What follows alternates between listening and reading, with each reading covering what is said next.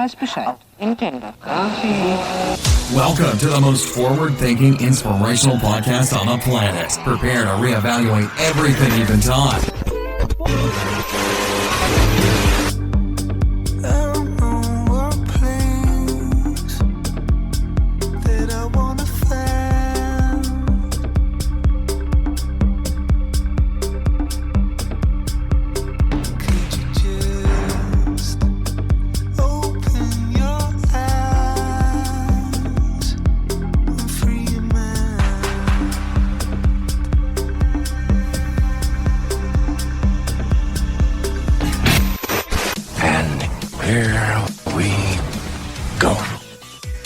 In the past few episodes, I've been talking a little bit about near-death experiences. I've been talking about a new term that came to me that I really like, which is default reality. I think that's fantastic. I don't know how to really put into words. Obviously, I don't know how to put things into words. Most of my stuff is just rambles. But I try to be cohesive, and I try to sort of make things make sense. And if you guys get a piece of it here and there, I think that's great. I know that every single time I talk about it, I get a little bit better at it. I get a little bit more, I guess, self-aware of what it is that I'm trying to convey. I have a million thoughts inside my head. They're in there, and they're cohesive in there. But it's hard to get them out, and I'm sure some of you can relate to that, because there are so many arguments that can be stated for any point that's being made. And again, back to the Roe v. Wade thing. I had a conversation with a friend of mine who I had known as a kid. We were kids. We grew up together. Haven't talked to her in forever. And I put the thing up on Roe v. Wade, which was just kind of an opinion, a thought, an ideology. And it's funny because this person who doesn't really overly know me that well now decided that it was okay to lash out. And when I came back with logic, it was a disappearance. Now, I'm not mad at her or blaming her or pointing any fingers or anything like that. Honestly, I could care less. It's an interaction in that sense. What catches my attention is the engagement, the desire to be outraged, and the desire to lash out. I mean, in what world is it okay for you to approach anyone with aggression based on your opinion? That's the world that we live in. So the answer to that question is this world, the one that we're currently in. This is what happens. This is the entitlement nature. People believe that they're entitled to say anything they fucking want to you. Imagine that. And what's the outcome? What's the desired outcome? Do you want to be enraged? As a society, are we looking for something to make us angry? Is this what we want to feel? Is this the what we're pursuing? Does it make us feel better to lash out and be done with it? Lash out and retort? Lash out, be aggressive, and then what? Then have everybody see things your way and bow down to you for being almighty? Do you have the ability to even at that point accept that the person has then changed their narrative or thought process or mind and is in complete agreement with you? Our minds can't even handle that. So there is this interesting, I guess, ethos, aura, ambiance, whatever you want to say, however you want to say. I'm not 100% sure what it would be, but I am of the opinion that we can challenge this. So those that want to do the free thinking will forever be in their own minds of the free thinking. And for those that want to challenge the free thinker, that's, I guess, a piece of free thought. So in other words, if you're going to go against the grain, as it were, quote unquote, fingers in the air, People are going to lash out at you, clap out at you. Are you going to pay attention to any of them? No. Are you going to pay attention to some of them? Perhaps, depending on the history that you have with them, the lineage that you have with them, wherever you stand on whatever you stand. But does anyone have the right or the ability to get through to a free thinker? The answer to that question is yes. And these are the people that have a higher thought vibration. Since again, I doubt that it's our brains that are having thoughts. I'm not sitting here thinking about shit. Honestly, I'm not. I am in a position, and we all are in a position where our brains, much like the radio in your car is not producing the music. We're just tapping into a frequency and relaying it to your earballs. And I firmly believe that that's what's going on with the brain, the pile of goo inside your head. You're not having your own thoughts. You're tapped into a frequency. And sometimes that frequency is outrage, especially when you're living in the third dimension and you believe that you're a unique individual who is a one-off automaton entity traveling in this vast expanse all by yourself, yada, yada. But getting past that thought process and getting into an understanding of, I guess, unity. When you replace scarcity and division with unity and abundance, kind of a lot of shit changes inside your head. Which, again, brings me back to the NDE, which is where I'm going with this, the near-death experience. When you're trapped in the third dimension, you barely even know it. And you guys can attest to this. You guys have all sort of stepped through something and come through something and grown through something and been somewhere and done something and experienced something. Hard to even explain this to your friends. I don't understand it. How can they understand it? If I don't understand what I'm doing, how can they understand what I'm doing?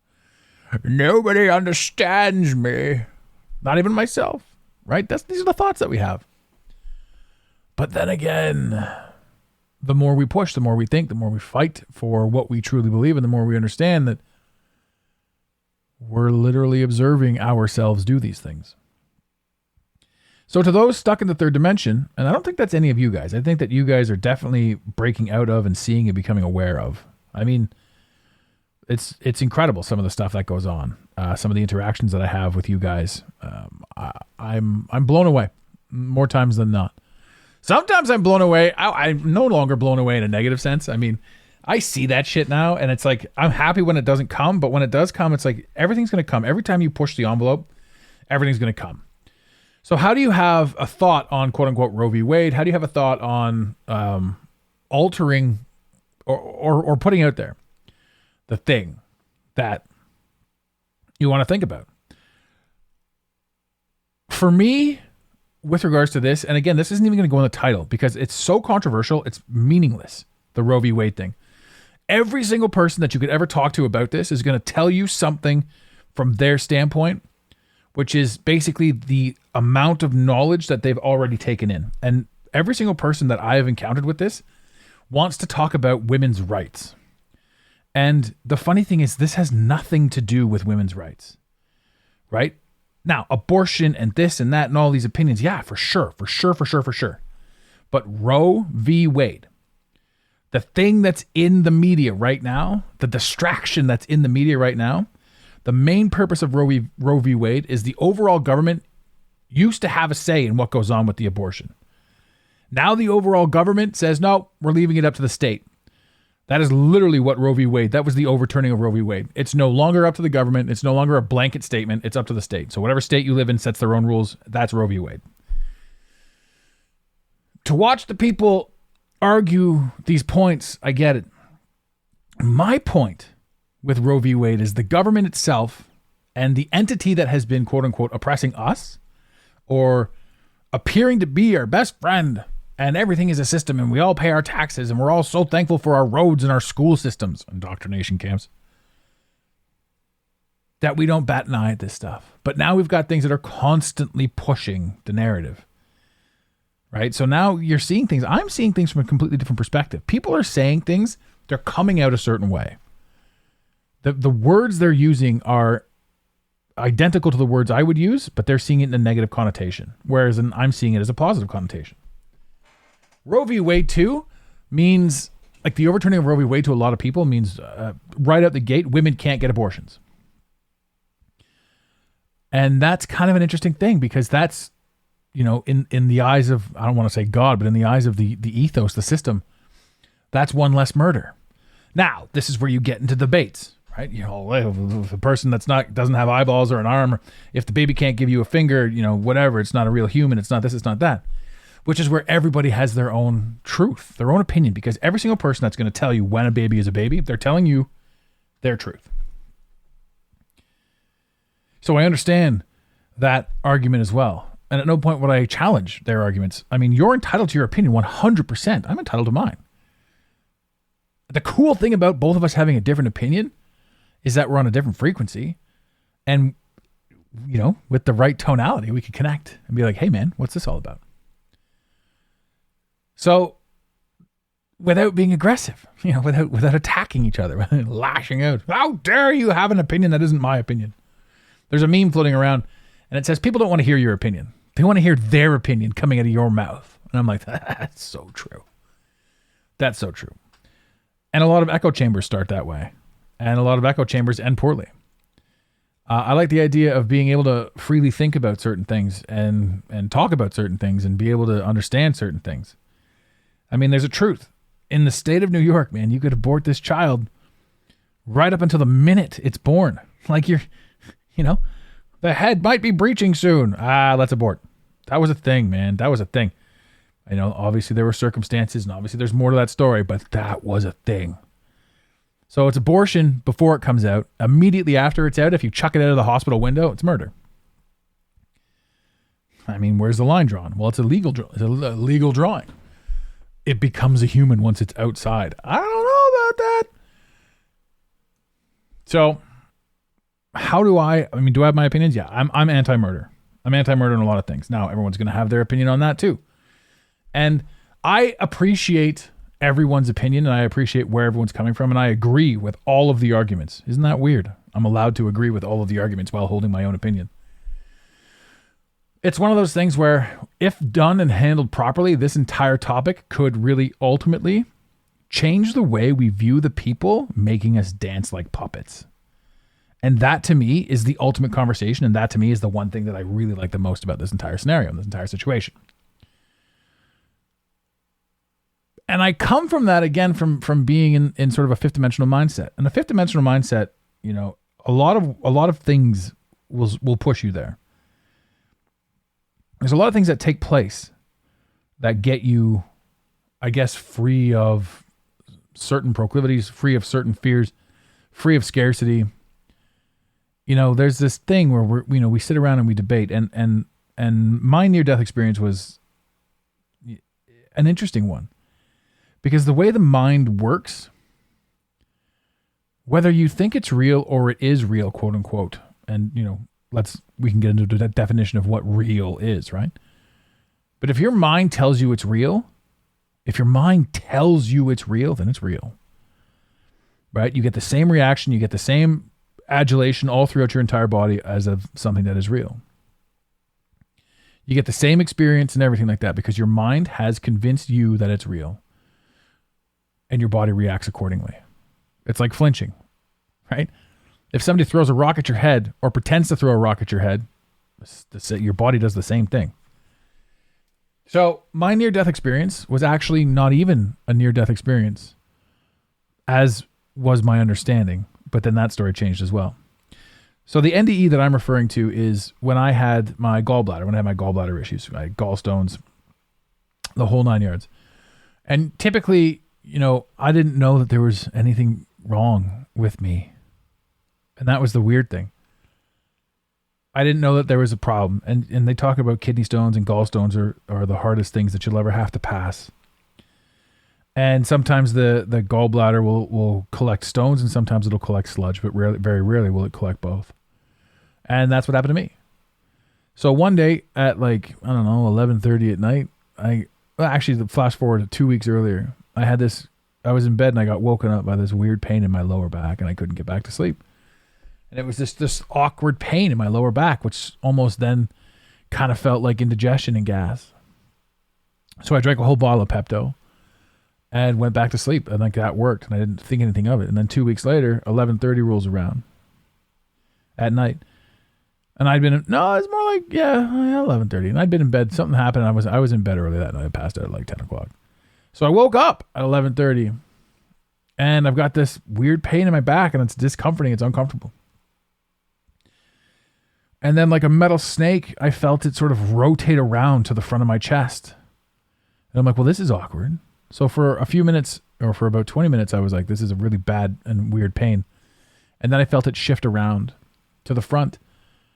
And then I felt what seemed to be like, I guess the best way I can describe it is it'd be like a metal hand grabbing the bottom half of my heart. And that's what it felt like. And so I'm like, okay, well, fuck, I can walk this off. I can shake this off. I don't know what this is. And I had just done a podcast with one of my good friends, Randy Spencer, on heart attacks. He had just had a heart attack.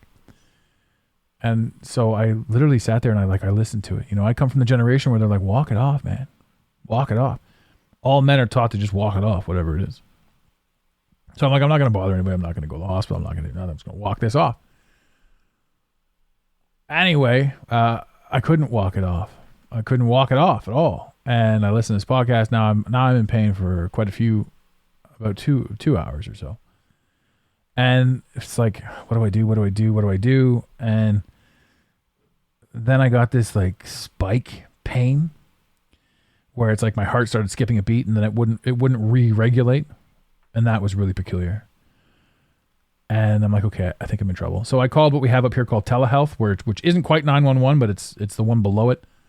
And telehealth, they asked me some questions and they said, okay, we're going to send an ambulance out. And literally within minutes, there was an ambulance at my house.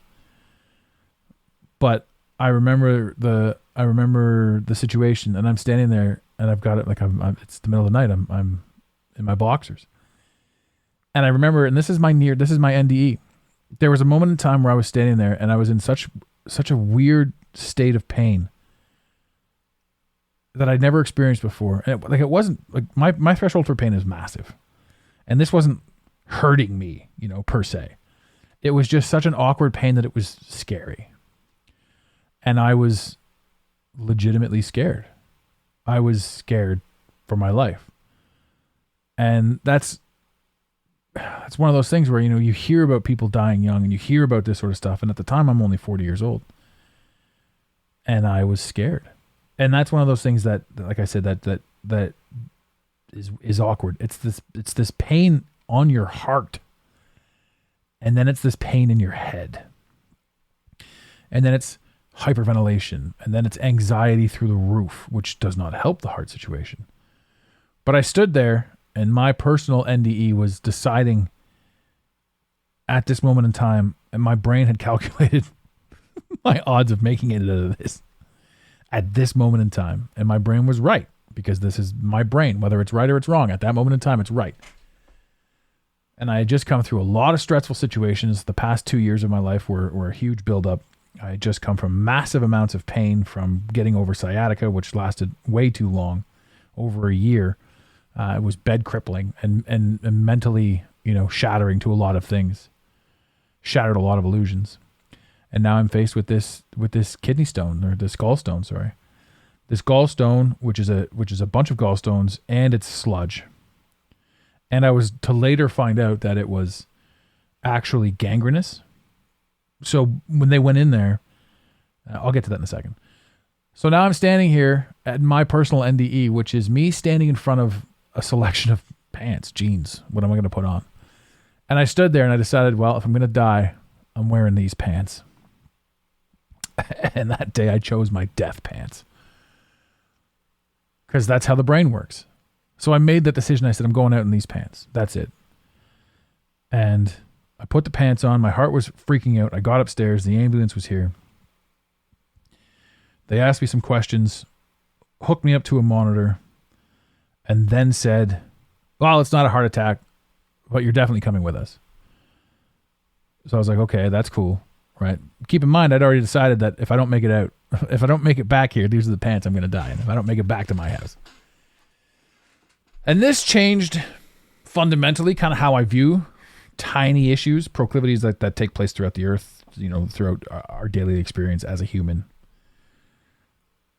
Now I get into the hospital, and what I thought was pain at the first has, again, rotated off my heart now. I guess they gave me some meds or something like that. That gripping hand of death on my heart wasn't there anymore. But it had gone back into my into my lower back and into my upper back. And the pain was, basically it was like somebody had run rebar right through my body.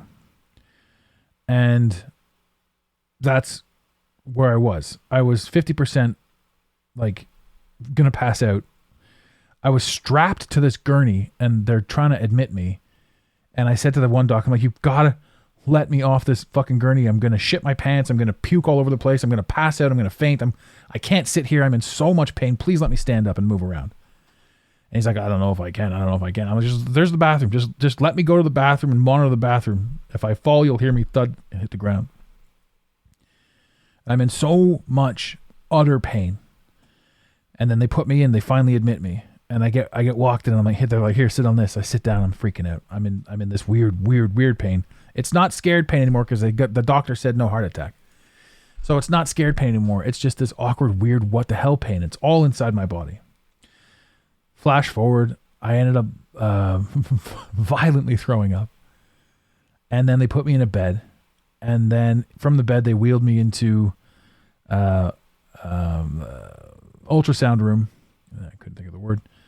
And the nurse, the ultrasound tech, gave me the full rundown on my gallbladder and all that sort of stuff. They put me back into my own room and Emerge, and they gave me some painkillers, and then they took me out of the room and Emerge and put me in a chair for about 7 hours. So I was sitting in a chair in admittance in Emerge.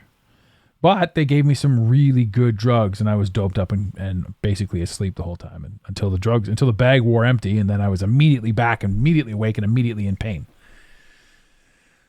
Now, my surgery is scheduled for 10 a.m., which is, incredible. So I go in, and they see this thing as a major issue. They go in and they clean it up. What's supposed to be, typically these surgeries are in and out the door. And what's supposed to be, a 40-minute surgery and then recovery and sent home that same day, I was under for just over 4 hours, I believe. And I ended up spending 6 days altogether, 5 or 6 days altogether in the hospital under extreme amounts of pain. As what had happened again, like I said earlier, was that it had turned gangrenous, which means had I left it or had the pain shifted off of me, my insides, the insides of my body would have eaten themselves out. And that would have been nasty. So my NDE was that I thought I was having a heart attack and I didn't think I was going to make it home. A true NDE that my body went through, unbeknownst to me consciously, was that I almost died from the infection, and B, from 4 hours being on the table. And so the doctors held me for days for observation and didn't tell me why they were holding me. But it didn't matter because I was on extreme amounts of drugs galore. And the only thing I was really mad at was they made me do that COVID test thing where they swabbed my nose, because at the time I was so anti-COVID, anti-narrative, anti-this, that, and the other thing. I'd seen through certain things. I wasn't, sorry, I shouldn't say I was anti-COVID at the time, because COVID hadn't really hit full swing. It was just a weird propaganda thing at this moment in time. What's his name in the basketball court had just touched all the mics and they had just shut down the NBA. And that's when I went in. So I have this perspective, and coming out of the hospital,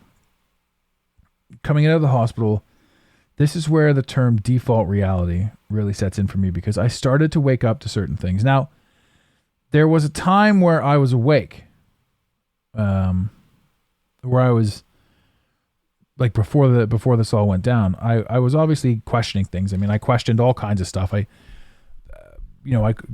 term conspiracy theorist was definitely circling around my ethos. But what happened after that was I understood that these things were factual. I understood certain things were solid, and that the manipulation was huge. And it sort of kept growing from there. So the conversations that I have with people obviously altered, and they changed and they adapted to certain things that were entertaining, to say the least, because again, you're talking to a lot of people who, yeah, they're waking up and they're seeing things, but there's that final push, that final, like, that NDE was massive. And the amount of drugs that they had me on, I was seeing weird things and having weird conversations in my sleep. And considering too that I had given up drinking 3 years prior, drinking and all drugs, all recreational. I was stone sober up until I went into the hospital, and they doped me up immediately, which I'm thankful for. Don't get me wrong, and that was a huge, huge thing, to sort of have that perspective on, again, sobriety and then pain meds and this, that, and the other thing. Like, there's no way in hell that was ever going to go down without the pain meds. I remember at one point, the doc had just put a new bag on, and I was, this is before surgery. So I was in the most excruciating pain. It was an amalgamation of pain. Like, I was in so much pain. I was like, quit it. I was like, just quit it. Just let it stop. Just quit it. Like, I don't even know what I meant, but that was what was going through my head. Just quit. Just stop. Just stop. Like, I tap. I'm giving up. I remember that in the hospital bed. So they doubled down on my dose. And she says to me afterwards, she goes, the amount that we gave you would have knocked out a horse, and you were screaming in pain. She said, it was weird. It was weird, and you were weird. I'm like, I don't doubt that. I wish it was on camera. Man, looking back on it now, maybe I don't wish it was on camera. It wasn't on camera. I'm just saying. Would have been weird to watch, the drugged out, possessed version of myself demanding that I quit whatever it is I'm doing. But all that to say, my story, having gone through certain awakenings, certain understandings, certain comprehensions of the world, the reality in which we reside, allows me to see certain things, allows me to see that, yeah, I was right about a lot of stuff, and that it was a continuation and constantly growing, pushed me into certain places and certain ideologies and thought processes, and pushed me into certain conversations.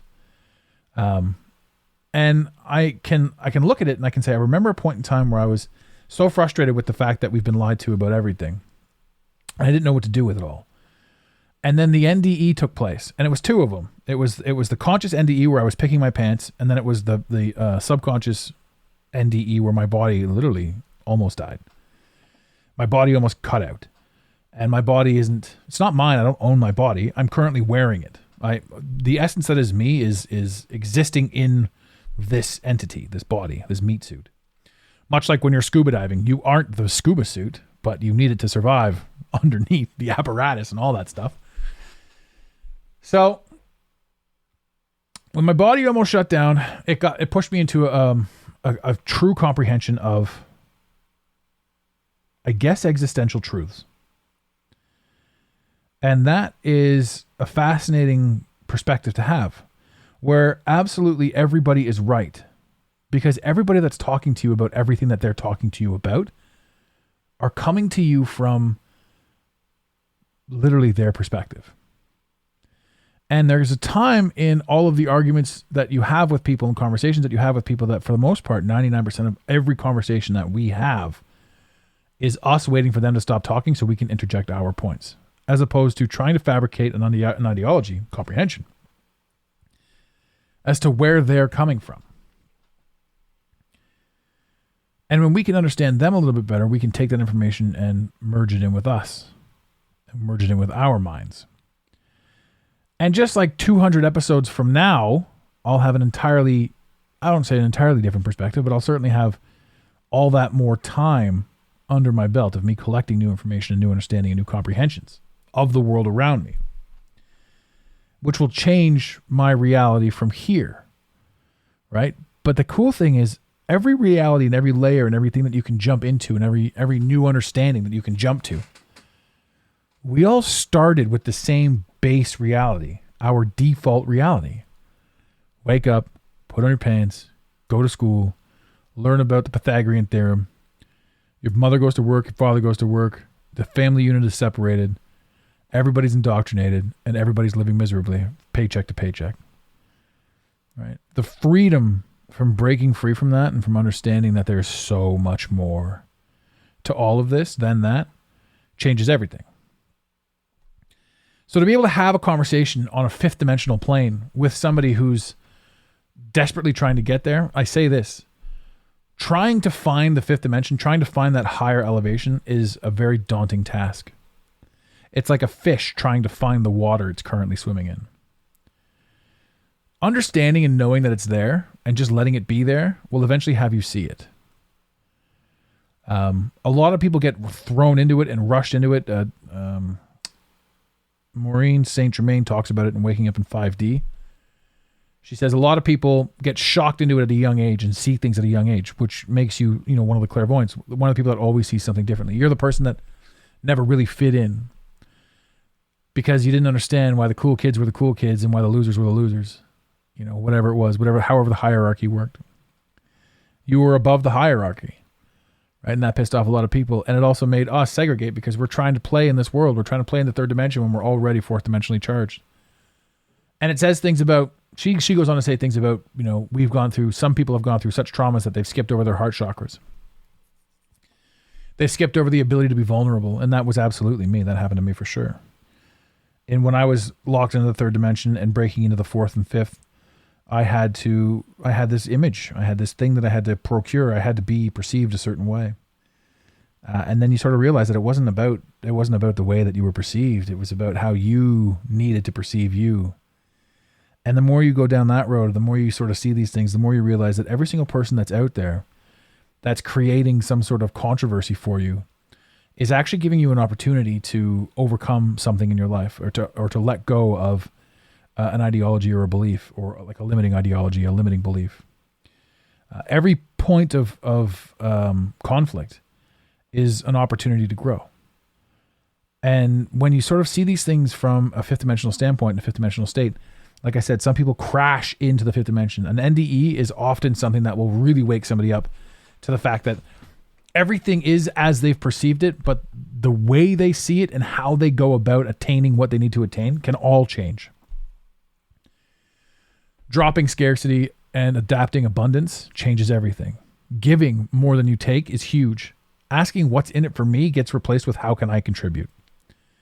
And these are small subtleties that absolutely change the way you live your life and change the way things are done. Now, I'm not saying everybody should get out there and do an NDE. Like, I would love to talk to anybody. If you've had an experience similar to this, or if you've changed in a way because of something similar, call me.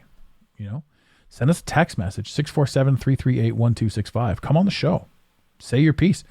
I know I'm not crazy, and I know that I'm not alone in this statement. It's more and more prevalent, and the more I sort of drift down this road, the more I see people joining. I shouldn't say joining. I should say liberating themselves from an ideology. And when you're liberated from the ideology, you no longer have to get angry at certain things, like the Roe v. Wade thing. It can just be a topic of conversation. It can legitimately just be something where we all learn from it. I mean, one of the craziest things that you'll hear right now with the Roe v. Wade thing is like, what gives you the right, A, to have an opinion, or B, to speak on this sort of stuff. And the funny thing about every single person that says, what gives you the right, it's the same thing that gives you the right to ask me what gives me the right. Right? For you to be aggressive towards me and come at me with hate, what gives you the right? So being open to absolutely everything, understanding that we are at fault 99% of the time, and accepting our role in how our life is progressing literally changes how we perceive the world. There are so many layers and so many levels that I have not attained yet. And so many people that won't even talk to me right now because I'm nowhere near where they are mentally, spiritually, however you want to look at it. But I'm working my ass off to get up there. And you guys are all with me on the journey. And any way I can help any of you at any time, please do reach out. There's so much more coming in this world, and there's so much more in this reality that can change everything. And there are so many more opinions. There's an opinion that it's just me. I'm here, and all of you are just to add to my experience. There's the soul contracts where you enter this realm with 8 to 10 people, and those 8 to 10 people are your true people in this world and in this reality, and you're all here to learn a lesson, and you all picked this before you got here. And the rest of the people are NPCs, designed background characters to make your life better, to make your experience here better, to make this more enjoyable. There's the theory of reincarnation, that every single person on this planet is another version of you having been reincarnated at some point. There's the theory that everything's happening all at once, which means, again, you are everybody at all times experiencing everything from individual points of view. That's kind of a neat one too. So if you are the universe and you are experiencing everything, then you get to experience being on the negative side and the positive side of an argument. And I don't mean the right and the wrong side. I mean the negative charge and the positive charge. You get to experience what it's like to be a mob. You get to experience what it's like to be overrun. You get to experience what it's like to overrun. And you get to experience it all at once. You can step out of these ideologies. You can step out of these mindsets, all of these things, these possibilities, these realms, this world that we live in. You know, best thing I can say it is, and I've said this before, is it's got to be a simulation. We're in some sort of a computer. And we're experiencing this, right? And every single person that believes every single thing that they believe about where we are and what we're doing, that's right. That's right to them. And it's not us. It's not up to us to change that. It's up to us to grow and find ours and learn more about the path and journey that we need to be on, and the path and journey that we want to be on. Because eventually we're going to get to a place that changes everything, which will be what appears to be death. When this ends, and it ends for everybody, when this does end, you know, we get the opportunity to see certain things. I found out earlier today that an old friend of mine passed away, took his own life. And I don't know if it's 100% sure. I did a little bit of research on it, and I found a few things, but I mean, it would be a weird joke if it wasn't 100% true. I'm not going to mention his name because I don't have 100% proof. But I will say to you, brother, rest easy. I'm sorry that you chose this way out. And I hope that whatever came after this was what you were expecting. And I hope that you're doing well now in whatever reality that you find yourself in. And to the rest of you, man, don't take life for granted and don't get angry. I mean, anger is a thing, sure. Right? But don't live in anger. Don't allow it to make you lose your hair, you know? That's all egoic bullshit. You don't need to be in a spot where I'm so frustrated, blah, blah, blah. Right? That's just egoic. And, you know, once you sort of drop that and once you can remove yourself from that, you definitely see certain things a different way. Everything happens the way it happens, and how you choose to react to it is entirely up to you. And that's not me being facetious or condescending. It's just me saying to you, every time that you sit there in that angry vibration and that division, I mean, I firmly believe that, you know, there's another theory about this world and this realm that we're in, and that the powerful overlords are usurping our energy, and they need us to be negative and low vibrational for them to do that. And if that's true, then I mean, it's working. It's that seems to make a lot of sense. Like, why is everything that you've ever seen on television designed to make you afraid of anything? Yeah, remember back in the 70s, you'd heard stories about people, we never locked our doors, right? But now all of those TV shows and movies about mass murderers and this, that, and the other thing, and serial killers, has people locking their doors. It's also teaching people to be dark and degenerate. It's not art imitating life. It's life imitating art. It's art being created, quote unquote, art being created as propaganda. It's a message, and we are very easily programmable humans. It's too programmable. I mean, every single thing, every single thought that we have, even the language that I'm using right now to speak to you, and it's not our default, right? It was invented, and somebody taught it to me, and it's how I'm conveying what I'm conveying to you. So it's not even our native tongue. This language is just another structure for limitation. Because if all I can do is talk to you, as opposed to fly, show you, teleport, all this other stuff, whatever else it could be, you know, I'm limited by that. And that gets into another existential stance and point and all that sort of stuff. But I am saying this. There's a saying out there that says, stand for something or fall for everything. And I used to love that saying. But when you stand for something, you limit what else there could be. Unless you stand for absolute and utter abundance, then that leaves room for everything to be exactly as it should be. And it leaves room for you to manipulate and maneuver through your life the way you need to for you on your journey. And it keeps grace open for everybody else that we interact with.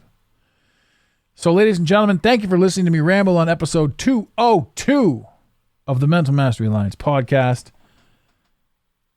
In the infamous words of Red Green, keep your stick on the ice. Thank you for listening to today's Mental Mastery Alliance podcast. Let the team know you're listening by using the hashtag MMA and Mental Mastery Alliance. Want more motivation? Be sure to follow online on Instagram at Mental Mastery Alliance and on Facebook at Mental Mastery Alliance. And remember, your perception creates your reality.